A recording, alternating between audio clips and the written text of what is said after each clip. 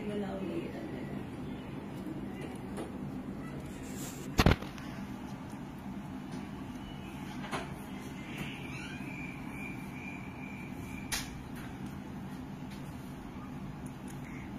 আলাইকুম এভরিওয়ান, সবাই কেমন আছেন? আমার কথা শোনা যাচ্ছে? আমাকে ঠিক মতো দেখা যাচ্ছে? বলবেন তো। আপনাদের গালি খাওয়ার জন্য আমি খুব তাড়াতাড়ি চলে আসছি। নামাজটা শেষ করে 7টা বাজে, বাস আমি চলে আসছি।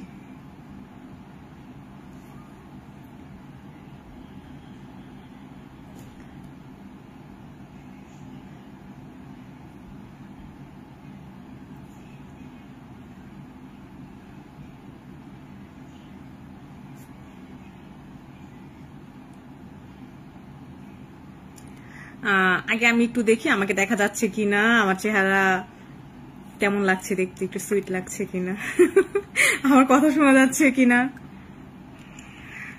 আগে আমি একটু দেখি আমাকে দেখা যাচ্ছে কিনা, আমার চেহারা। আচ্ছা ঠিক আছে, আমাকে দেখা যাচ্ছে। আমি খুব বেশি সময় নিব না, আমি 2-2.5 ঘন্টা লাইভ করব না, বা 1-1.5 ঘন্টারও করব না। আমি খুব অল্প সময়ে সিম্পল কথাতে আমার লাইভটা শেষ করব। আমি নিজের প্রসঙ্গে একটুখানি বলি। আমার নাম লাকি আক্তার, আমি জিনিয়াস শেফ কালিনারি একাডেমির পেজের ওনার। আর ওই পেজটা আমার আজকে 12 বছর যাবত। পুরোপুরি কোনো প্রমোট বা বুস্ট করে আমার পেজটা এত বড় না। আমার পেজটা পুরোপুরি অর্গানিক। হ্যাঁ, পুরোপুরি অর্গানিক। আমি আজকে 12 বছর যাবত এই লাইনে আছি। আমি আস্তে আস্তে ধাপে ধাপে আগাচ্ছি। সবাই আমার পছন্দের, সবাইকে আমি ভালোবাসি, সবাইও আমাকে অনেক ভালোবাসে। আপনাদের যদি ভালোবাসা না থাকতো তাহলে আমি এই পর্যন্ত হয়তো বা কোনোভাবে আসতে পারতাম না। কোনোভাবে আসা মানে আসাটা কোনোভাবেই পসিবল না। হ্যাঁ, এখন কথা হচ্ছে আমি এমন একটা পার্সন, এমন একটা মানুষ, আমি সবসময় সত্যি কথা বলি, আর আমি সবসময় মানুষের হেল্প করে চলি। এটা যারা আমার কাছে কোর্স করেছেন, যারা আমাকে পার্সোনালি প্রফেশনালি চিনেন, তারা অবশ্যই ভালো করে জানেন আমি কেমন। কারো খারাপ কথায় আমার কোনো কিছু আসে যায় না, কারো ভালো কথায় আমি উৎসাহ পাই। ঠিক আছে, আমি আবারও বলছি, কেউ যদি আমাকে বিশ্রী কোনো কমেন্ট করেন, আই ডোন্ট কেয়ার, আমার কিচ্ছু আসে যায় না। কেউ যদি আমাকে একটা ভালো কমেন্ট করেন, তাহলে আপনার ভালো কমেন্ট আমি সারা জীবন মনে রাখবো। আপনার ভালো কমেন্ট আমাকে আরো বেশি ভালো করে ভিতর থেকে। আমি আজকে আসছি সেরা রাঁধুনি নিয়ে। আমার পেজে, আমার মেসেঞ্জারে আমাকে সেরা রাঁধুনি নিয়ে মানে এত কোশ্চেন করতেছে, সবাই এত কথা জিজ্ঞেস করতেছে, আমি বিরক্ত হয়ে আজকে লাইভে আসছি। আমি কিন্তু লাইভ এখন থেকে করি না, আমি অনেক আগে থেকে লাইভ করি। আমার পেজে আমি প্রায় সপ্তাহে একটা করে লাইভ ক্লাস নেই। তারপরে আমি অনেক চ্যানেলের সাথে কাজ করেছি, এটিএন বাংলা বলেন, আই চ্যানেল বলেন, বাংলা ভিশন বলেন, এইরকম আমি অনেক চ্যানেলের সাথে কাজ করেছি। তো আমার সামান্য একটা লাইভ করে সেলিব্রিটি হওয়ার কোনো দরকার নেই। আমি অলরেডি আপনাদের সবার চোখে সেলিব্রিটি, আমি আমার নিজের চোখেও সেলিব্রিটি। তো এই সামান্য একটা লাইভ করে আমার সেলিব্রিটি হওয়ার তো কোনো দরকার নেই। তো সেরা রাঁধুনি নিয়ে বলি। সেরা রাঁধুনিতে আমি 1424 অংশগ্রহণ করেছিলাম। তখন আমি ডাইরেক্ট অ্যাপ্রন পেয়েছিলাম। আমি তখন যে কাচ্চি বিরিয়ানিটা নিয়ে গিয়েছিলাম, সেম কাচ্চি বিরিয়ানি আমি এইবারও সিজন 8-এ নিয়ে গিয়েছি সেরা রাঁধুনিতে। তো তখন আমি ডাইরেক্ট অ্যাপ্রন পেয়েছিলাম। আসার পথে আমার পায়ের উপর থেকে একটা সিএনজি উঠে গিয়েছিল। হ্যাঁ, এরপরে আমি আর যেতে পারি নাই, অডিশন রাউন্ডগুলোতে আমি আর যেতে পারিনি। তো আমি বাসায় চলে আসছি। আমি তখন ওদেরকে ফোন দিয়ে বলেছিলাম যে আমি যেতে পারবো না, আমার বদলে অন্য কাউকে নিয়ে নেন, কারণ আমার পায়ের উপর থেকে একটা গাড়ি উঠে গিয়েছে। তো এত বছর ধরে আমি কাজ করছি, দেখেন আমি কিন্তু ওই যে 1424-এ ডাইরেক্ট অ্যাপ্রন পেয়েছি। এরপরে গিয়ে আমি সিজন 8-এ গিয়ে যখন আবার অডিশন দিলাম, আমি সেম কাচ্চি বিরিয়ানি নিয়ে গিয়েছি। পুরান ঢাকায় আমার এই কাচ্চি বিরিয়ানি 1 পোর্শন 480 টাকায় সেল হয়। তাহলে বুঝেন আমি কাচ্চি বিরিয়ানিটা কত রিচ করে রান্না করি। আমি ডাইরেক্ট অ্যাপ্রন পেয়েছি সিজন 8-এ। অ্যাপ্রন পাওয়ার পরে অনেক খুশি। আমার জার্নিটা ওইখান থেকেই শুরু। যখন আমি ডাইরেক্ট অ্যাপ্রন পেলাম, অ্যাপ্রন পাওয়ার পরে আমরা যখন 8-10 জন বসেছিলাম, তখন ওখানে একজন দাদা ছিল, ওনার নাম ছিল মেবি টুটেম। আমি সেরা রাঁধুনির মঞ্চ থেকে যে চলে আসছি এই পর্যন্ত আমার 2-1 পার্টিসিপেন্ট ছাড়া কারোর সাথে ভালো মন্দ কোনো প্রকার কথাবার্তা হয়নি। বিশ্বাস করবেন কিনা জানি না, আমি আমার যে এপিসোডগুলি আছে 1-2টা এপিসোড ছাড়া আমি কোনো এপিসোড এখন পর্যন্ত ভালো করে দেখিও নি, টাইম নাই। আমি ধাপে ধাপে আগাচ্ছি।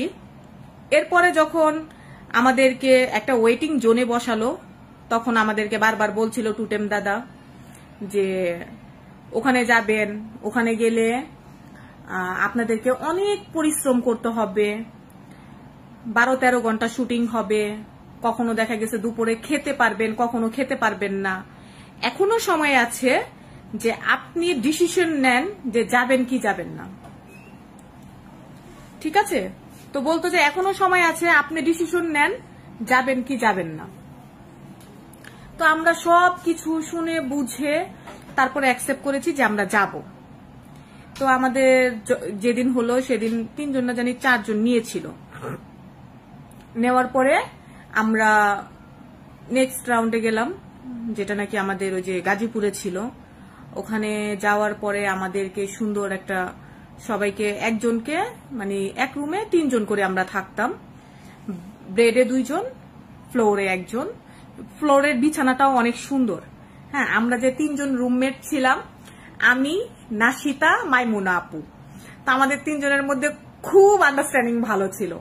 আমরা অনেক হ্যাপি ছিলাম রুমমেটদেরকে নিয়ে।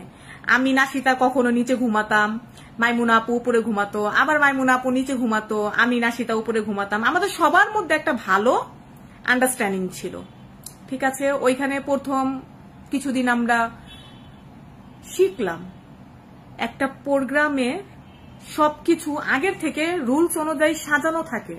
আমি অনেক প্রোগ্রামে অংশগ্রহণ করেছি, ডিপ্লোমা মিষ্টির লড়াই, মার্কস ডেজার্ট কুইন, রানী গুড়া মশলার, এই টাইপের আমি অনেক রিয়েলিটি শোতে অংশগ্রহণ করেছি।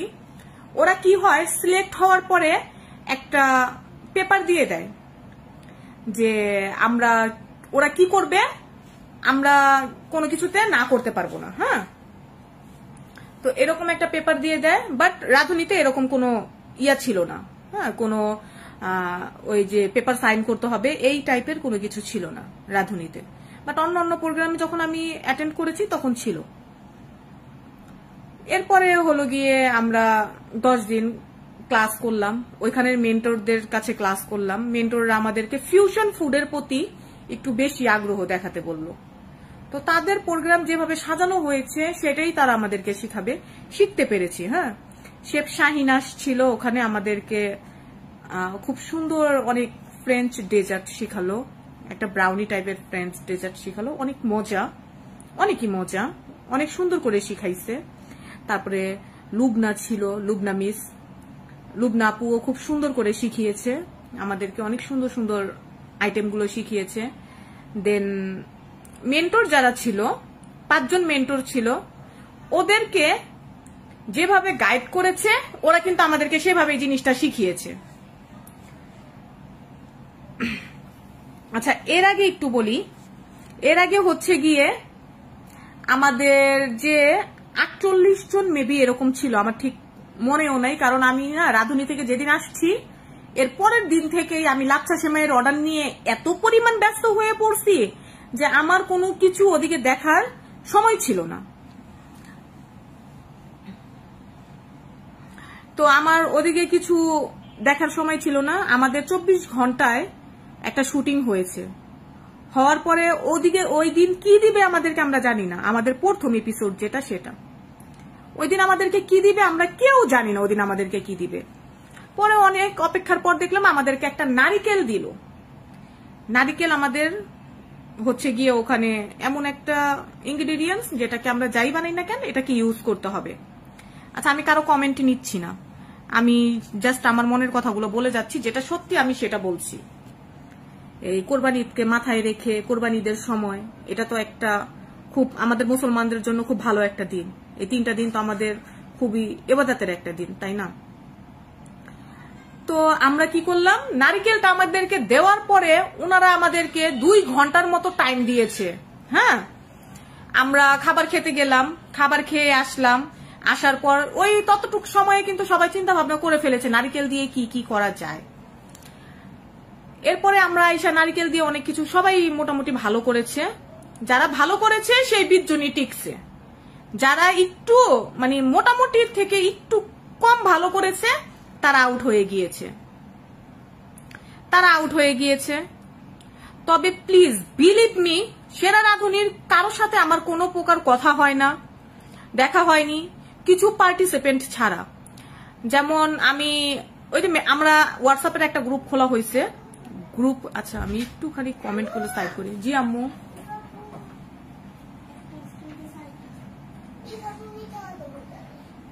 আচ্ছা ঠিক আছে, আমি এখন কারো কথা শুনতে চাই না প্লিজ।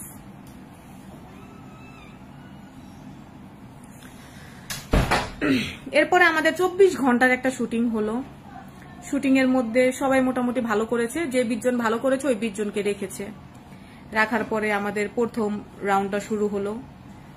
প্রথম রাউন্ডে ছিল যে এক একজন লিখবে, সেটা একটা আইস বক্সের মধ্যে রাখবে, আরেকজন উঠাবে। তো উঠালো, তখনও মোটামুটি দ্বিতীয় রাউন্ডেও ভালো করলাম। আমাদের সিস্টেমটা এরকম ছিল, 2টা রাউন্ড মিলে একটা নাম্বার দিবে, 2টা রাউন্ড মিলে একটা নাম্বার দিবে। আমি কারো কমেন্টই নিচ্ছি না,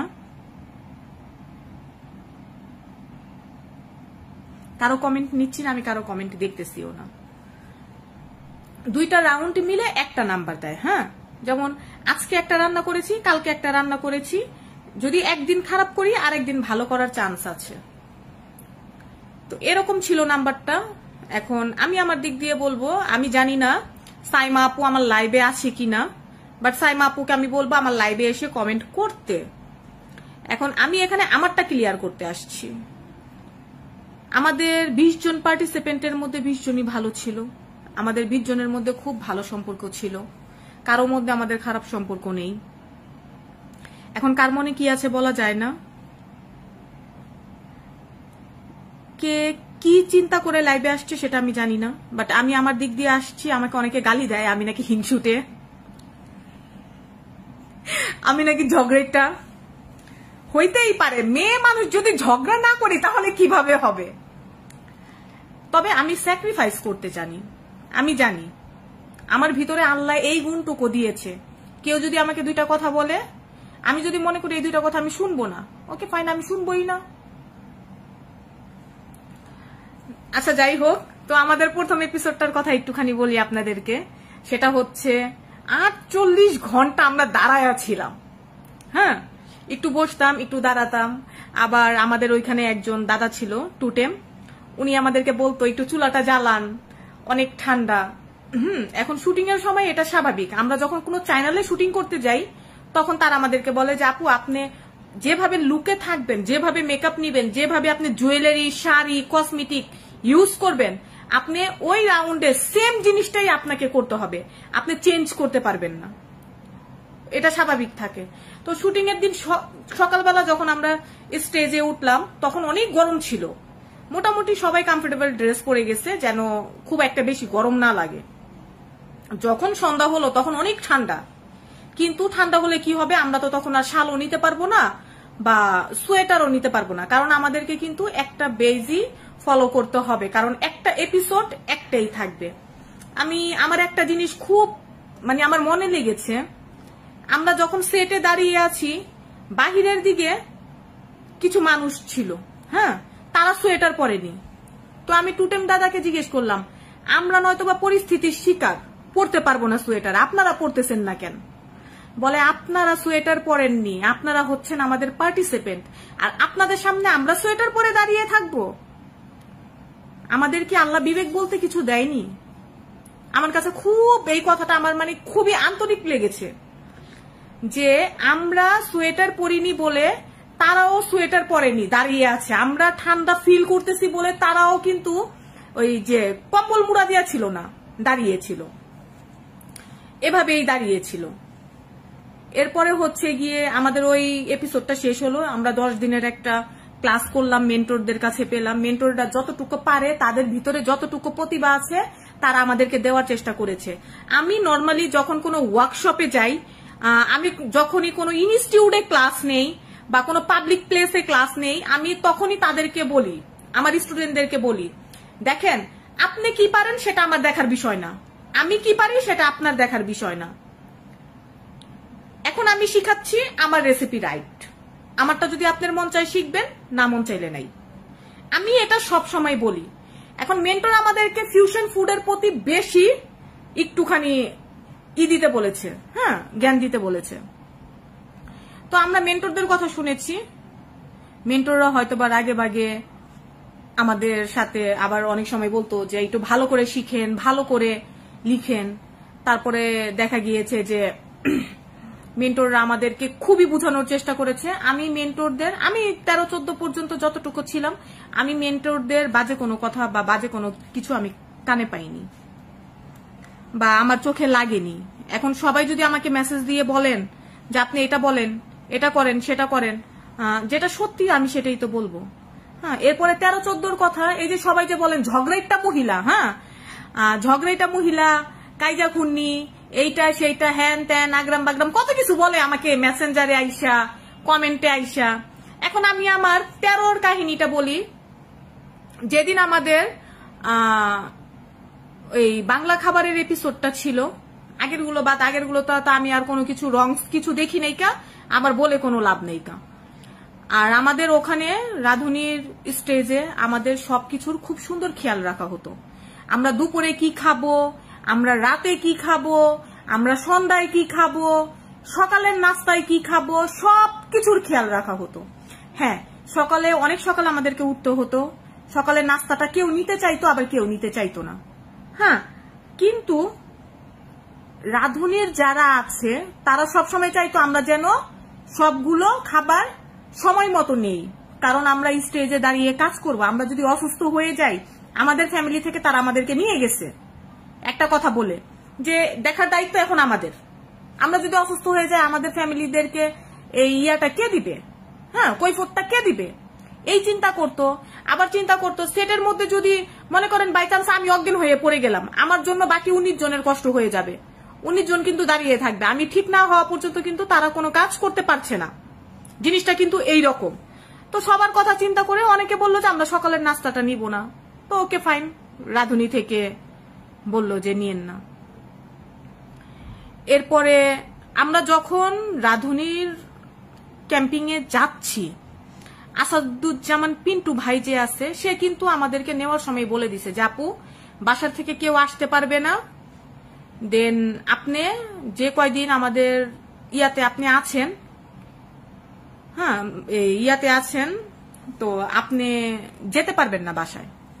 ঠিক আছে, এইগুলি কিন্তু আমাদেরকে বলেই নিয়ে গেছে আগের থেকে, এমন না যে ওখানে নতুন করে গিয়ে বলছে। আমরা রাঁধুনির মঞ্চ থেকে বের হতে পারবো না, তারপরে আমরা ওখান থেকে বাসায় আসতে পারবো না, তবে আমরা ফোনে কথা বলতে পারবো, এরকম ছিল। তারপরেও আমি যখনই আসাদ ভাইকে ফোন দিছি যে আসাদ ভাই আমার বাসায় এই প্রবলেমটা হয়েছে, আমাকে এখন যেতে হবে, ওনারা নিজস্ব গাড়ি দিয়ে আমাদেরকে পাঠাতো। আবার পরের দিন ফোন দিয়ে বলতো আপু গাড়ি পাঠাবো। আমরা যদি বলতাম যে না ভাই গাড়ি পাঠানোর দরকার নেই, আমি নিজে থেকেই আসতেছি, তখন তারা গাড়ি আর কোনোটা পাঠাতো না। তারপরে মনে করেন এরকম উনাদের কিন্তু কথা ছিল যে উনারা আমাদেরকে নিয়ে যাবে কিন্তু আসতে দিবে না। হ্যাঁ, বাট আমরা কি করছি, আমি একটু ফোনটা এখানে রাখি, বাট আমরা কি করেছি, আমরা ওখানে যাওয়ার পরে পুরোপুরি স্বাধীনতা পেয়েছি। এখন রাতে বের হওয়া নিষেধ ছিল ওখানে, কারণ ওখানে অনেক শিয়াল আছে। হ্যাঁ, ওখানে অনেক শিয়াল আছে, তো উনারা আমাদের পুরোপুরি খেয়াল রাখতো, বলতো যে রাতে ওখানে কেউ বাহিরে ঘুরবেন না, এটা আমাদের সেফটির জন্য, আমাদের ভালোর জন্য বলতো। ওখানে একটা ছেলে ছিল ফাহিম করে নাম, আলহামদুলিল্লাহ ছেলেটার বয়স কেমন হবে, 23-24 বছর বয়স হবে, বাট আমাদের যে খেয়াল রেখেছে, আমাদের বাবা মারা যেমন সন্তানের খেয়াল রাখে, ওই ছেলেটা সেম করে আমাদের খেয়াল রেখেছে। তো 13-14 কথা একটুখানি বলি।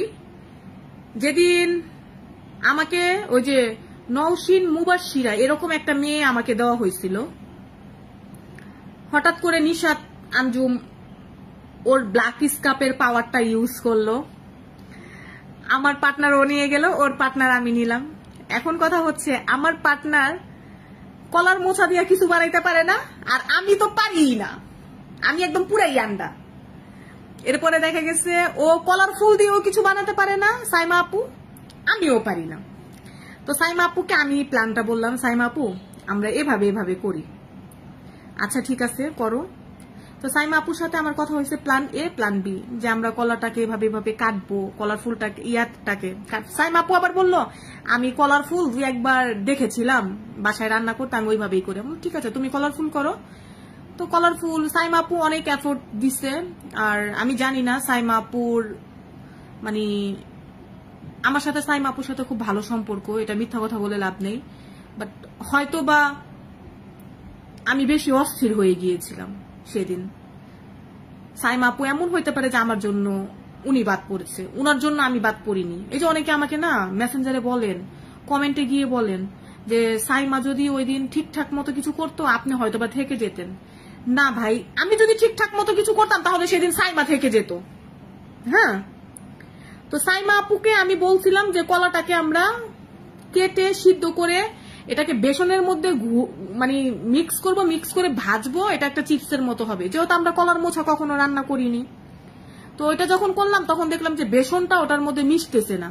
তখন সাইমা আপুরে বললাম সাইমা আপু এটা বাদ দাও, অন্য কিছু করো, ভর্তা করে ফেলো। তো সাইমা আপু আবার বললো যে না দেখি আর কি করা যায়, বাদ দিব কেন, আর একটু চেষ্টা করে দেখি।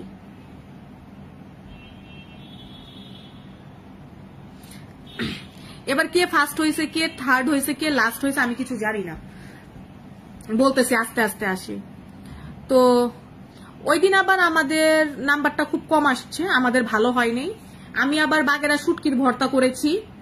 চাপা শুটকি অনেক সময় পেটটা তিতা বের হয়, হ্যাঁ পুঁটি মাছের শুটকি যেটা আছে সেটা। সেই দিন আমাদের সাথে সেম জিনিসটা হয়েছে, শুটকি মাছের পেট তিতা। এটা হচ্ছে আমাদের কপাল। শুটকির ভর্তা বাসায় করলে সবাই হাত চেটে ভাত খায়, সেখানে আমাদের শুটকি মাছের ভর্তা তিতা হয়ে গেছে। তো সেই দিন সেজুতি আপু কুমু ছিল 18 পয়েন্ট আর আমি সাইমা আপু ছিলাম 18.4। এখন যদি আমি একটা কথা বলবো, যে অনেকে বলে না 9-6 করে বাদ দেওয়া হয়, আমার মনে হয় সেদিনই কুমুকে আর সেজুতি আপুকে বাদ দিয়ে দেওয়া হতো। আর যদি এখানে 9-6 করে রাখা হতো তাহলে আমি লাকি ফার্স্ট হতাম। কিভাবে ফার্স্ট হতাম জানেন? আমি হচ্ছে গিয়ে শুভ মহিত্রর সাথে আজকের থেকে 7-8 বছর আগে কাজ করেছি। সে আমাকে খুব ভালো করে চিনে, ভালো করে জানে। উনি ইন্ডিয়া থেকে শেফ নিয়ে আসছে, ওই শেফের সাথে আমি নিজে কাজ করেছি লাইভ শেরাটনে। ওনার সাথে আমি প্রায় কয়দিন, 3 দিন না জানি 4 দিনের মতো ওনার সাথে আমি কাজ করেছি। যদি এরকম করে রাখা হতো তাহলে ওই দিন ওনারা আমাকে রেখে দিত, আমাকে যেতেই দিত না। আমি এই রাধুনির প্রোগ্রামে কোনো 9-6 পাইনি। দেখেন আমাদের দেশে, আমাদের বাংলাদেশে কিন্তু খুব একটা বেশি এইরকম বড় মানের শো হয় না। রূপচাঁদা হয়তো এই আমাদের মতো মানুষের কারণে রূপচাঁদা কিন্তু অলরেডি বন্ধ হয়ে গেছে, হচ্ছে না। এখন একমাত্র সেরা রাধুনিটাই হচ্ছে। আমাদের দেশের গর্ব এটা, আমাদের বাংলাদেশের গর্ব। আপনারা জানেন অনেক দেশে আমাদের সেরা রাধুনিটাকে খুব মন দিয়ে দেখে। এটা একটা ফ্যামিলি অনুষ্ঠান, হ্যাঁ খুব মন দিয়ে দেখে। আমরা যদি এমন করি তাহলে আমার তো মনে হয় না নেক্সট ইয়ার সেরা রাধুনি আর আসবে। উনাদের কি লাভ, উনাদের কি লাভ আমাদেরকে হাইলাইট করে? এই যেমন অনেকে আমাকে কমেন্ট করতেছেন যে সেলিব্রিটি হওয়ার জন্য আসছি। কে ভাই, আমি সেলিব্রিটি হওয়ার জন্য আসুন, আমি অলরেডি সেলিব্রিটি। আমি এই পর্যন্ত 50টা চ্যানেলের সাথে কাজ করছি, অনেক পত্রিকায় আমার রেসিপি যায় আসে, আমার নিজস্ব একটা পেজ আছে, এগুলি দিয়ে কি আমার পেট চলে? তাহলে সেলিব্রিটি হওয়ার কি আছে?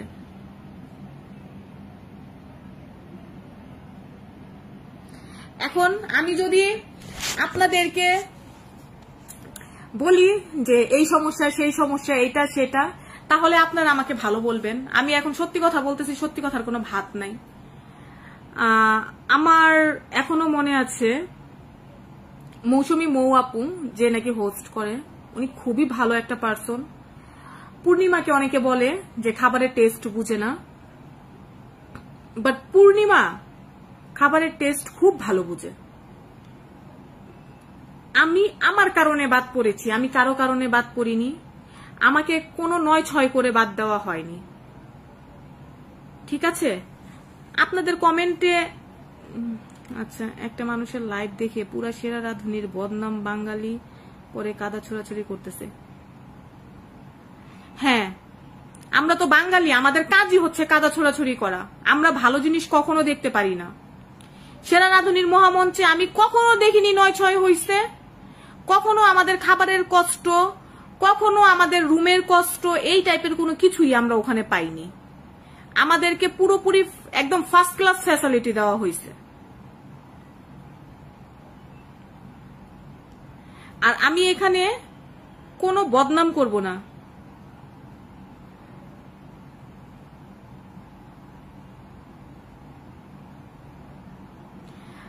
এরপরে আমাদের সবগুলো দেখেন, এখানে যে 48 জন পার্টিসিপেন্ট সিলেক্ট হয়েছে সবাই যোগ্য, কেউ অযোগ্য না, কেউ না জানা পারসন না।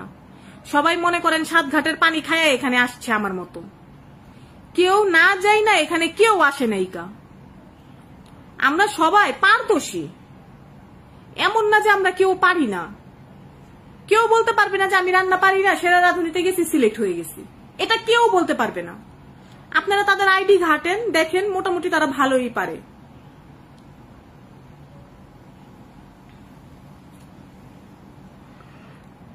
সাফায়েত তো অনেক ভালো, সাফায়েত অনেক ভালো। সাফায়েত, পূর্ণিমা ম্যাম সবার ভুল ধরে না আপু, যেটা ভুল সেটাই ধরে। হ্যাঁ, যেটা ভুল সেটাই ধরে। আমাকে যাদের সেরা রাঁধুনিতে দেখে ভালো লেগেছে তাদের সবাইকে অসংখ্য ধন্যবাদ। সেরা রাঁধুনির মহামঞ্চে আমি কোনো ৯-৬ পাইনি। অন্য কোনো পার্টিসিপেন্ট পেয়েছে, তাদের লাইভ দেখে আমি লাইভে আসিনি, বা আমি সেরা রাঁধুনির কোনো গুণগান গাইতে আসিনি। সেরা রাঁধুনির যদি আমি গুণগান গাই তাহলে আমার তো কোনো লাভ নেই, আর যদি বদনামও করি তাতে আমার কোনো লোকসান নেই। আমি যেটা সত্যি সেটাই বলতেছি। আমি আমার সাথে যেটা হয়েছে আমি আপনাদেরকে সেটা বলতেছি। এখন আপনাদের কাছে আমার একটা প্রশ্ন, আমি কি আমার চোখে দেখায় বিশ্বাস করব না কানে শোনায় বিশ্বাস করব? আমি আসার পর কি হয়েছে আমি জানি না, বাট এটা সবার ধারণা যে আমি সব জানি। আপনারা অনেকে আমাকে মেসেঞ্জারে নক দিতেছেন, আমার মেসেঞ্জার একদম মানে আমি ওই রাঁধুনির প্রোগ্রাম নিয়ে এত প্রশ্ন পাচ্ছি, যার কারণে যে আমার ক্লাসের ইয়াগুলো মেসেজগুলো আমার স্কিপ হয়ে যাচ্ছে। এই কারণে আমি 7টা বাজে পোস্ট দিয়েছি যে আমি 7টা বাজে লাইভে আসবো।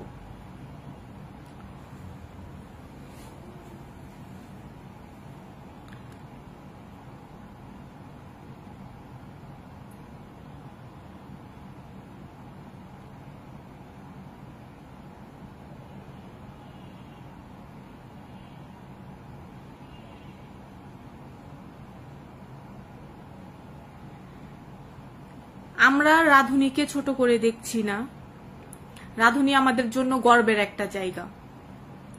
বিশেষ করে আমি এগুলোকে সম্মান করি, আমি ভালোবাসি আমার বাচ্চার মতো। আমি যদি কোনো রান্না করি সেটাকে আমি সাজানোর সময় চিন্তা করি যে একটা বাচ্চাকে কিভাবে সাজানো যায়, একটা রান্নার খাবারকে তার সাথে তুলনা করে আমি সাজানোর চেষ্টা করি। সেরা রাঁধুনির মহামঞ্চ আমাদের দেশের জন্য, আমাদের বাংলাদেশের জন্য সবচাইতে বেস্ট একটা প্ল্যাটফর্ম। এটা খুবই সম্মানের একটা জায়গা। আমি বলবো যে আপনারা কেউ ভুল বুঝবেন না, আপনারা উল্টাপাল্টা কমেন্ট করবেন না সেরা রাঁধুনির পেজে গিয়ে। কারণ হচ্ছে গিয়ে আসলে ভালো খারাপ মিলিয়েই তো সবকিছু, তাই না? কার সাথে কি হয়েছে সেটা আমার হচ্ছে গিয়ে চোখে দেখা বিশ্বাস করতে হবে, কানে শোনা বিশ্বাস করলে হবে না। কানে শোনা বিশ্বাস করার কোনো প্রয়োজন নেই। আমি কোনো পার্সিয়ালিটি দেখি নাই সেরা রাঁধুনিতে। আমার সাথে যতটুকু মানে হওয়া দরকার ছিল ভালো কিছু, আমি তার চাইতে বেটার পেয়েছি। আমি অনেক রিয়েলিটি শোতে অংশগ্রহণ করেছি, আমি কখনো কোথাও পার্সিয়ালিটি দেখি নাই। হেরে যাওয়া লুজারগুলি সব সময় বলে পার্সিয়ালিটি হয়। আমরা অনেক কাজে ব্যস্ত। আমি যখন সেরা রাঁধুনি থেকে চলে আসছি, আসার পরেই আমি সেমাইয়ের কাজ নিয়ে ব্যস্ত। আলহামদুলিল্লাহ আমি 17 লক্ষ টাকার সেমাই সেল করেছি 1 মাসে ওখান থেকে আসার পরে। আমি সেরা রাঁধুনিতে ফার্স্ট সেকেন্ড থার্ড হইলে আমার এমন কি আমি পাইতাম? হ্যাঁ, তবে আমার সম্মান বাড়তো, আমার নাম বাড়তো, আমার পরিচিতি বাড়তো। আমি সেই লোভেই ওখানে গিয়েছি।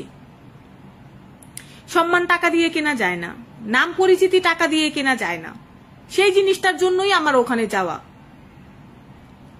তো ওখান থেকে আসার পর কি আমি বসে আছি? আমি তো কাজ করতেছি আমার মতো করে। আপনারা সবাই ব্যস্ত হয়ে পড়েন, আপনাদের কাছে খারাপ লাগবে না। আর এটা স্বাভাবিক, আপনার ফ্রেন্ড যদি আপনার থেকে কম নাম্বার পায়, যতটুকু কষ্ট না লাগবে, আপনার ফ্রেন্ড আপনার থেকে বেশি নাম্বার পেলে তার চাইতে বেশি কষ্ট লাগবে যে আমার থেকে বেশি কেন পাইল। বুঝছেন? এটা অস্বাভাবিক কিছু না, এটা একদম পুরোপুরি স্বাভাবিক।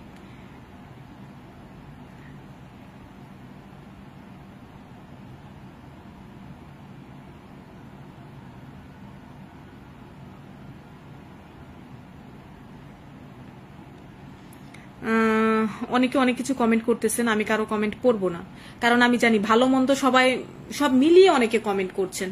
বাট মন্দ কমেন্টগুলো যদি আমার চোখে পড়ে আমার কাছে খারাপ লাগবে, যার কারণে আমি সবার কমেন্ট ধরবো না, পড়বো না। আমি আমার মতো করেই বলতেছি, যেটা যেটা সত্যি আমি সেটাই বলেছি আপনাদেরকে। আর এর একজন আপু লিখেছেন, তাহলে অন্য কেউ লাইভে এসে কি বললো সেটা আমার দেখার দরকার নাই। অন্য কেউ লাইভে এসে কি বলে ফেলছে সেটা আমার দেখার কোনো দরকার নেই। পলি সুলতানা, সবাই দালালের ফেনা, কিছু করার নাই, মানুষ শুধু নেগেটিভ কথাবার্তাই শুনতে চায় আপু। রাইট, বাট আমার সাথে যদি নেগেটিভ হইতো আমি অবশ্যই বলে দিতাম, ঠিক আছে? আমার সাথে নেগেটিভ হইলে আমি ছাড়তাম না। আমার সাথে পজিটিভ কিছু হয়েছে বইলা আমার কাছে আমার মনে হয় নাই যে অন্য কিছু আছে। আমি যখন একটা পোস্ট দিলাম, আমাকে 20 পার্টিসিপেন্টের মধ্যে একজন আপু লিখছেন মেসেঞ্জারে, পার্সোনালি মেসেঞ্জারে এসে লিখছেন, আমি তার নাম বলবো না।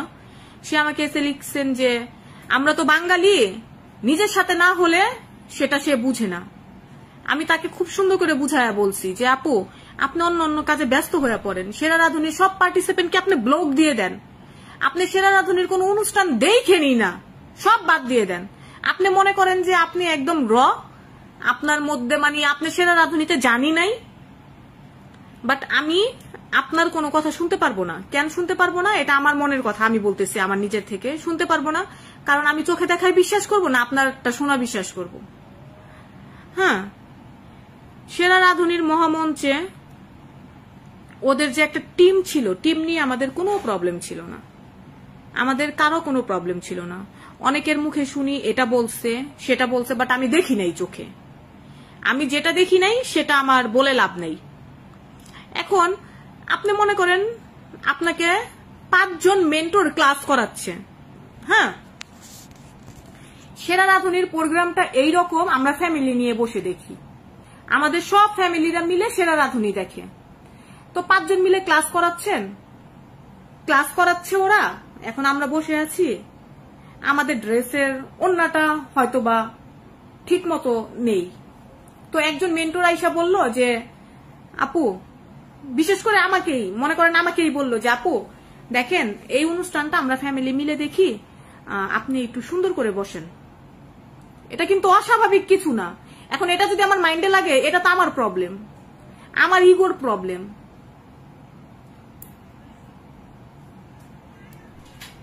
আমি আমার দিক দিয়ে খারাপ কিছু পাইনি। এখন আমি জানি লাইভটা শেষ করার পরে অনেকে আমাকে মেসেঞ্জারে এসে অনেক কিছু জিজ্ঞেস করবেন, কোনো প্রয়োজন নাই কোনো কিছু জিজ্ঞেস করার। আমি হয়তোবা লাইভটা 2 ঘন্টা 3 ঘন্টা পর ডিলেটও করে দিব। আর যারা আমাকে ঝগড়াটা বলেন, কাইজা খুন্নি বলেন, আমি পেজ লিঙ্কটা দিয়ে দিছি আমার পোস্টের উপরে, পেজে গিয়ে বলবেন, কোনো সমস্যা নাই।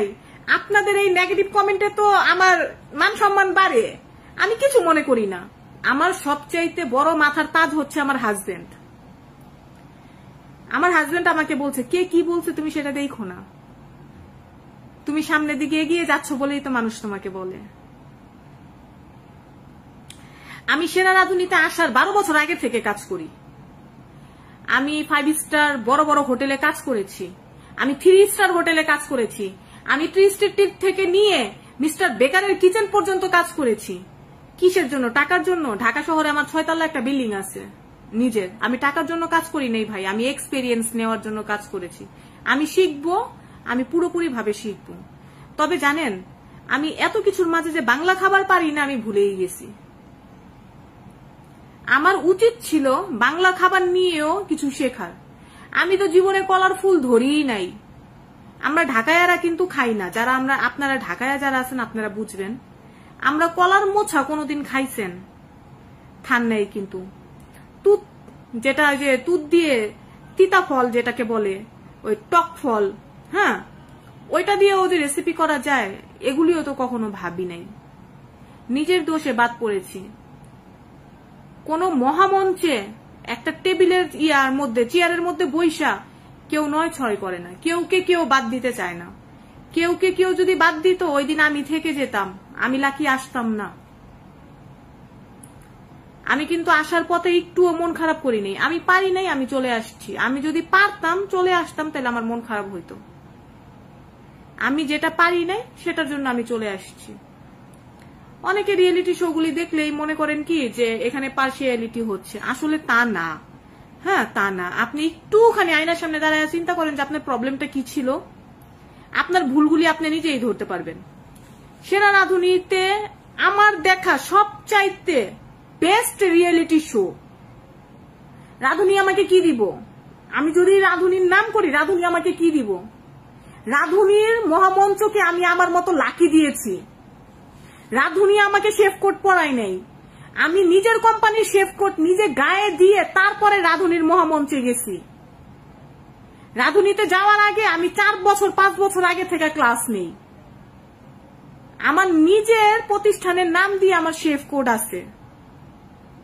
তবে রাঁধুনির শেফ কোড আমার কাছে বেস্ট এখন মনে হয় এই কারণে যে ওইখান থেকে আমি অনেক কিছু শিখে আসতে পারছি, জেনে আসতে পারছি, সবকিছু বুঝে আসতে পারছি।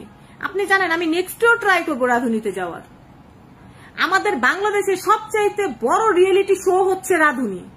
প্লিজ রাঁধুনিকে কেউ এত ছোট করে দেখবেন না, রাঁধুনিকে নিয়ে উল্টাপাল্টা পোস্ট দিবেন না। কারণ অনেক দেশে আমাদের এই অনুষ্ঠানের কিন্তু আমিও একজন অংশীদার। আমি কিন্তু 13-14 পর্যন্ত আছি। অনুষ্ঠানকে গালি দেওয়া মানে আমাকে গালি দেওয়া একই কথা। আমি তো ওখানে ছিলাম।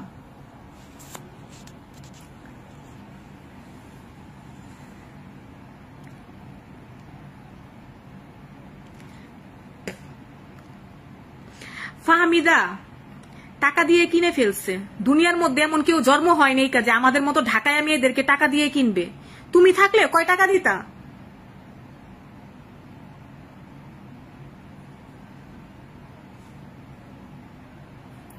দেখেন, সে যদি মিথ্যা বলছে না সত্যি বলছে সেটা আমি জানি না, আর এটা আমার জানার দরকারও নাই।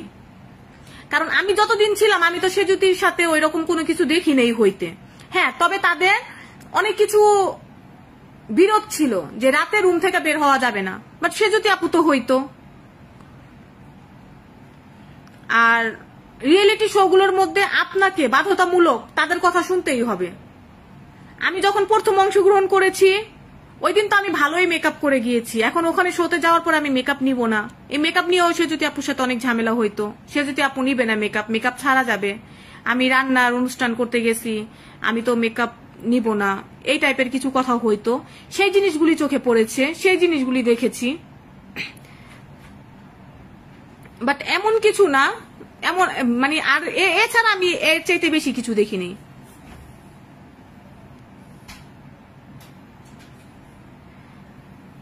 আপু রাঁধুনিতে ফার্স্ট সেকেন্ড থার্ড হওয়া ওই যে প্রতিভা থাকতে হবে তা না, কপালও লাগবে। হ্যাঁ, আমি এত কিছু পারি, আমি এত মানুষের ট্রেনিং দেই, আমি তো বের হয়ে চলে আইসা পড়ছি। বলেন কিসের জন্য? বাংলা খাবারের জন্য। আমি যখন আসলাম আমার শাশুড়ি আম্মা বলতেছে, এই তুমি কি কোনোদিন কলার ফুল খাও নাই, কলার মোছা খাও নাই? আমি বললাম যে আম্মু আপনি কি কোনোদিন রান্না করে খাওয়াইছেন? বলে হ, এটাও তো সত্যি কথা, কত বছর আগে জানি রাঁধছিলাম, আমিও ভুলে গেছি। আমি নিজেই তো সেই জিনিসগুলো নিয়ে বাদ পড়ছি।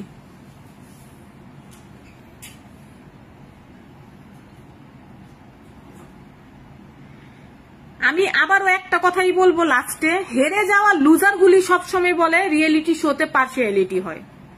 আপনি পারেন নাই, সেটা আপনার ব্যর্থতা। আপনি কোনো রিয়েলিটি শোকে ছোট করে দেখবেন না প্লিজ। যাওয়ারই দরকার নাই। কোটি কোটি মানুষ রেসিপি দেয়, তার মধ্যে কয়জন? এক একটা অডিশন রাউন্ডে 200 জন যায়। 200 জনের মধ্যে মনে করেন ওইখান থেকে মাত্র 3 জন সিলেক্ট হয়। এটি যারা পারে না তারাই বলে।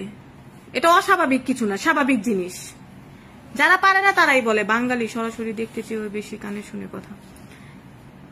সেটা হচ্ছে গিয়ে আপনার ব্যাপার, আপনি কানে শোনা কথা বিশ্বাস করবেন না চোখে দেখার কথা বিশ্বাস করবেন। আচ্ছা, রাধুনীকে যদি আমি বড় করে তুলি এখানে, আমার লাভটা কি বলেন? রাধুনী আমাকে টাকা দিয়ে কিনবে? আমি আমার জীবনে কেউ যদি টাকা দিয়ে আমার কাছে ক্লাস কইরা বলে যে আপু ক্লাসটা করছি, আমার একটু প্রবলেম হইতাছে, আমি সেই ক্লাসের টাকা তাকে ব্যাক করে দেই। হারাম হালাল বলতে কিছু একটা আছে। আর আপনারা কি মনে করেন যে কোনো একজন কোম্পানি আমাকে টাকা দিবে আর আমি নিয়ে বইসা থাকবো, আর কোনো কাম নেই খায়া দেয়া? আল্লাহ 2 টাকা খাওয়াও, হালালের পয়সা খাওয়াক, 10 টাকা দরকার নেই।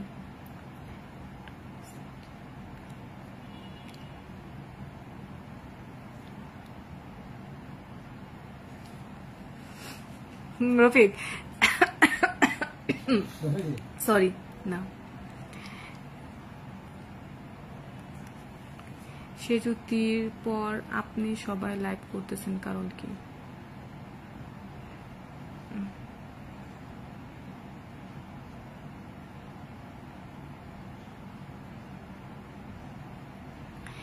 জাজিরা কেক হাউস, হ্যাঁ, সব মেন্টরদের আইডি দেখেছি, কে কে ওড়না পরে আছে সব। আপনার চোখ নষ্ট, আপনার এই চোখ দিয়ে আপনি যা দেখবেন আপনার কাছে সবই খারাপ লাগবে, এটা অস্বাভাবিক কিছু না। আপনি এখানে আসছেন নিজেই ভাইরাল হতে আমাদের মাধ্যমে, ওটা হচ্ছে রিয়েলিটি শো। রিয়েলিটি শোর মধ্যে আমরা কিভাবে বসবো সেটা দেখেন। আমি তো বাসায় ওড়না ছাড়া ছবি তুলে তুলে ফেসবুকে পোস্ট দেই, তো সেটা তো আপনার দেখার দরকার নাই।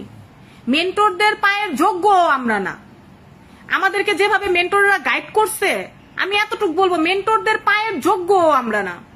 তারপরে আমাদের সবকিছু দেখেছে, একটা জায়গায় 10টা প্রশ্ন আমরা তাদেরকে করতাম, কোনোদিন বিরক্ত ফিল করেনি, বলতো আপনাদের আরো প্রশ্ন থাকলে করেন, আরো প্রশ্ন থাকলে করেন। আমাদের দেশে এত সুন্দর একটা রিয়েলিটি শো হচ্ছে, এটা সম্মান না রেখে অসম্মানগিরি করতেছেন। কি ভালো জিনিস, ভালো মানুষকে আমরা দাম দিতে জানি না, ভালো জিনিসকে দাম দিতে জানি না। এতই যদি প্রবলেম হয় রাধুনীকে নিয়ে, আমার যেহেতু অনেক প্রবলেম ছিল রাধুনীকে নিয়ে, তাহলে আমি কেন স্কিপ করলাম না? আমি কেন যুদ্ধ করতে যাব? আমি স্কিপ করে চলে আসতাম। রাধুনীতে আমিও আছি, রাধুনীতে বাজে কিছু বলা মানে আমাকে বাজে কিছু বলা একই কথা। তো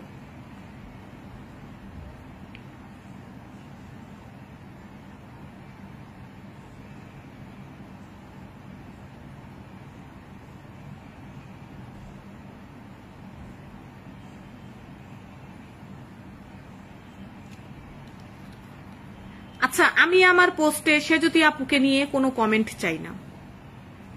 হ্যাঁ, আমি দেখতেছি সবাই বলতেছে শাইন একাডেমির স্টুডেন্টরা পায়, এটা মিথ্যা কথা। শাহিনের ওরা কেউ যদি তো তাহলে গত বছরের 1, 2, 3 হলো আইরিশ।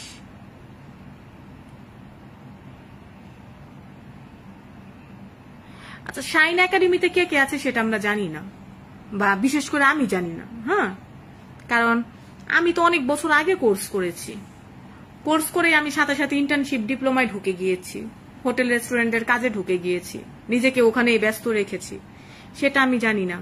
তবে আল্লাহ সাক্ষী, আমি এখানে বিন্দু পরিমাণ মিথ্যা কথা বলিনি, আমার 1%ও মিথ্যা কথা এখানে নেই।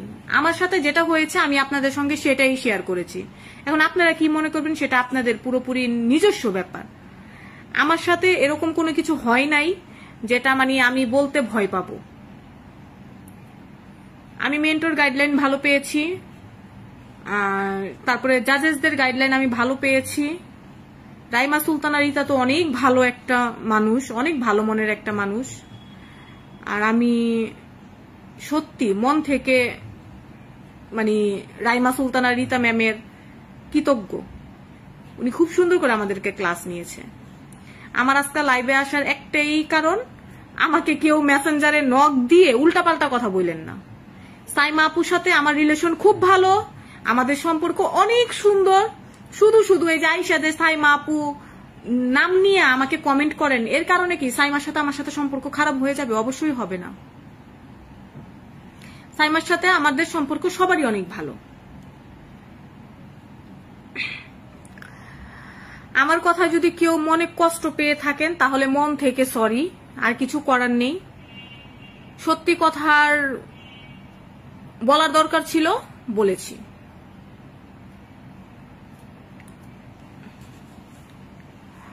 আর সবাই ভালো থাকবেন।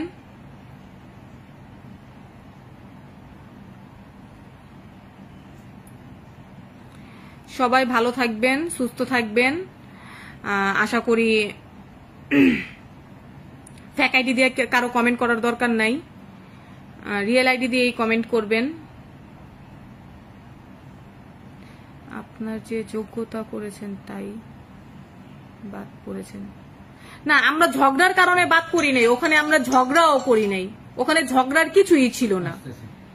আপনারা ঝগড়ার কারণে বাদ করেছেন, এটা একদম পুরোপুরি ভুল কথা। আমরা কোনো ঝগড়াই করি নাই, আমরা কোনোভাবেই ঝগড়া করি নাই। এটা আপনাদের সবারই একটা ভুল ধারণা। সাইমা আপু আসলে সাইমা আপু একটা কমেন্টে লিখে দিয়ে যাবেনি, আপনাদেরকে পিন পোস্ট করে দিব, পড়েন। সব পার্টিসিপেন্ট ভালো ছিল, সব জায়গায় সবাই কিন্তু সবার প্রিয় হইতে পারে না। হয়তো বা একজন পার্টিসিপেন্টে তার মনের মতো পায়নি, সে আগে কখনো কোনো রিয়েলিটি শোতে যায়নি, এটা তার ফার্স্ট এক্সপেরিয়েন্স ছিল, সে মেনে নিতে পারেনি। বাট আমরা তো অনেক রিয়েলিটি শোতে গিয়েছি, এইরকমই হয় রিয়েলিটি শো, এরকমই কষ্ট করে আগে বাড়তে হয়।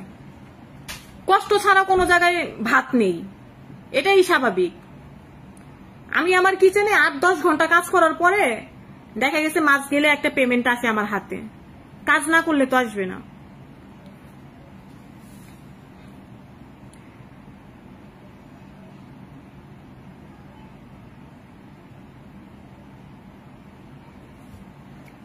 যারা যারা আপনারা কখনো কোনো রিয়েলিটি শোতে যান নাই কখনো, তাদেরকে আমি কখনো বুঝাতেও পারবো না যে মেকআপ নিতেই হবে। এই যে আমি ক্যামেরার সামনে আপনার সামনে আসছি, আমি কি মেকআপ ছাড়া আসছি? আমি তো একটু সোনু লাগাই আসছি রে ভাই, বুঝেন না কেন? টিভিতে যখন আপনাকে দেখাবে আপনার তো একটু মেকআপ নিতে হবে, এটা তো অস্বাভাবিক কিছু না। আর আপনি মেকআপ না নিতে চাওয়া এটা অন্যায়ের কিছু না। আপনি তো জানেন, আপনি তো প্রথম দিন যখন গেছেন তখন মেকআপ করেই গেছেন। আমি প্রথম দিন যখন গিয়েছি তখন তো আমি মেকআপ করেই গিয়েছি, তো আমি শেষের দিন মেকআপ কেন করব না? ওখানে যাওয়ার পরে কেন এরকম যে আমি মেকআপ নিব না? ওরা আমাদেরকে বলছে আপনারা যদি নিজের হাতে মেকআপ করতে চান নিজের হাতে করেন, বা আমাদের মেকআপ ম্যান আছে তাদেরকে দিয়ে যদি মেকআপ নিতে চান তাদেরকে দিয়েও মেকআপ নিতে পারেন। তারা সুন্দর করে আমাদেরকে হেয়ার স্টাইল করে দিত। আর আমাদের যাদের চুল বড়, আবার দেখা গেছে যে অনেকের চুল ছোট, তাদেরকে এক্সট্রা একটা খোপা দিত, বলতো যে খোপাটা লাগায়া ফেলেন যেন চুলটা খুলে না যায়। এখন আমি খাবার রান্না করব, ওইখানে যদি আমি চুল খুলে যায় তাহলে তো এটা একটা প্রবলেম না? আমাকে সব দিক চিন্তা করে হ্যাঁ না বলতে হবে। আমি আমার মন মতো সেখানে চলতে পারবো না, কারণ ওখানে 20টা মেয়ে আছে, 20 জনের মেন্টালিটি 20 রকমের।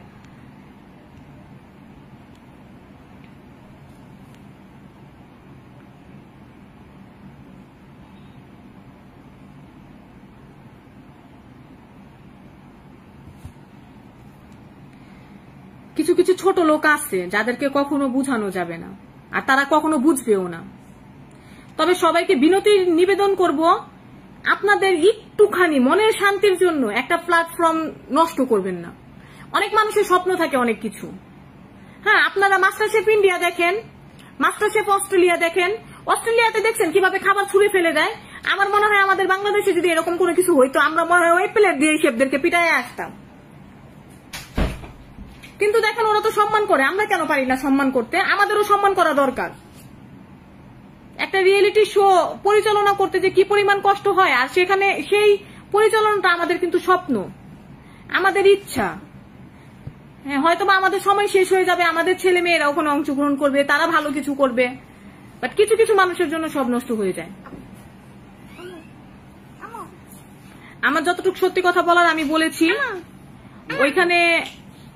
আর কার কি মনে হয় সেটা আপনাদের পুরোপুরি ইচ্ছা, আপনারা বুঝেন, আপনারা শুনেন, আপনারা জানেন। বাট আমি কারো কখনো কোনোদিন কোনো খারাপ দেখিনি। কে লাইভে এসে কি বলতেছে সেটাও আমার দেখার দরকার নাই। বাট আমাকে কেউ প্লিজ দয়া করে মেসেঞ্জারে নক দিয়েন না, আমার পেজে কেউ গিয়ে কমেন্ট করেন না, উল্টাপাল্টা বললেন না যে এই এটা করছে, ওই এটা করছে, ওই এই জায়গার স্টুডেন্ট, এই জায়গার স্টুডেন্ট। আপনারা যা করতেছেন মানে সবকিছু একেবারে হজবজ করে দিচ্ছেন। এত সুন্দর একটা শো, এত ভালো, আরে নিজের ব্যাপারে না চিন্তা করে একটুখানি মানুষের ব্যাপারেও তো চিন্তা করতে পারেন। নিজেরটা বাদ দেন, একটু অন্যেরটা চিন্তা করেন যে অন্য মানুষরাও তো এই শোতে আছে। আপনার সাথে যদি একটু খারাপ হয় আমার সাথে ভালো হবে, আমার সাথে যদি একটু ভালো হয় আপনার সাথে খারাপ হবে, একজনের সাথে তো ভালো হবে। আল্লাহর তো একটা নিয়ামত, একজনের সাথে ভালো হইলেই সবার ভালোটা খুঁজে নিতে হয় সেখানে। ঠিক আছে আপুরা, সবাই ভালো থাকবেন, আল্লাহ হাফেজ, আসসালামু আলাইকুম।